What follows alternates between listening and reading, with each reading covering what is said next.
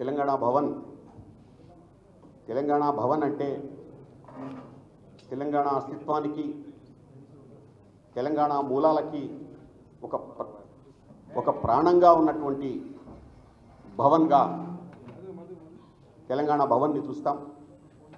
కాబట్టి అస్తిత్వానికి ప్రతీకగా ఉన్నటువంటి ఈ తెలంగాణ భవన్కి ఈరోజు దీక్షా దివాస్ సందర్భంగా కల్వకుంట్ల చంద్రశేఖరరావు గారు చేసినటువంటి దీక్ష, ఈ 11 రోజుల కార్యక్రమంలో భాగంగా ఒకరోజు ఈ పుస్తక ప్రదర్శనని ఏర్పాటు చేసినందుకు ముఖ్యంగా BRS party working president KTR గారికి హృదయపూర్వకమైనటువంటి అభినందనలు తెలియజేస్తున్నాను. భావజాలానికి ఒక ఆయుధాన్ని అందించాలి. కాబట్టి యుద్ధం చేయడం అంటే వెపన్స్తో కాదు, యుద్ధం చేసేది జ్ఞానంతో అన్నటువంటి విషయాన్ని ఈరోజు తెలంగాణ ఉద్యమం చూసింది.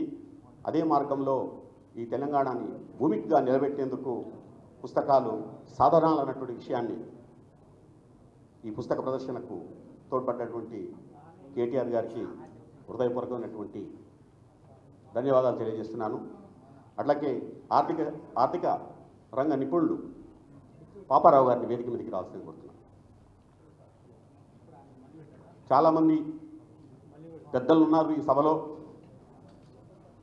అయితే ఇది కవులు, రచయితలు అట్లాగే వీళ్లతో మాత్రమే ఈ సభను నిర్వహించాలని ఇది మేము ఒక రకంగా గౌరవంగా కూడా భావిస్తున్నాం.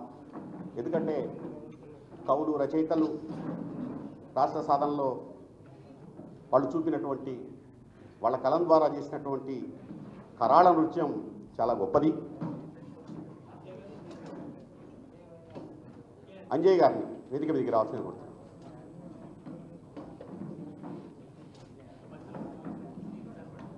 కాబట్టి ఈ యొక్క కార్యక్రమానికి సంబంధించి కవులు, రచయితలు క్లుప్తంగా ఈ పుస్తక ప్రదర్శనని, వారి యొక్క భావనలను క్లుప్తంగా మాట్లాడతారంతా.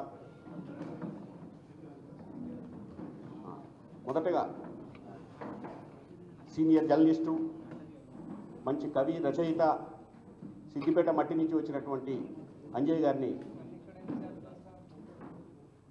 పెద్దసారి క్లాస్మేట్ అంజయ్ గారు కాబట్టి పుస్తకాల్ని కలిసి పట్టుకొని కలిసి నడిచినటువంటి అంజయ్ గారిని ప్రసంగించవలసిందిగా కోరుతున్నాను.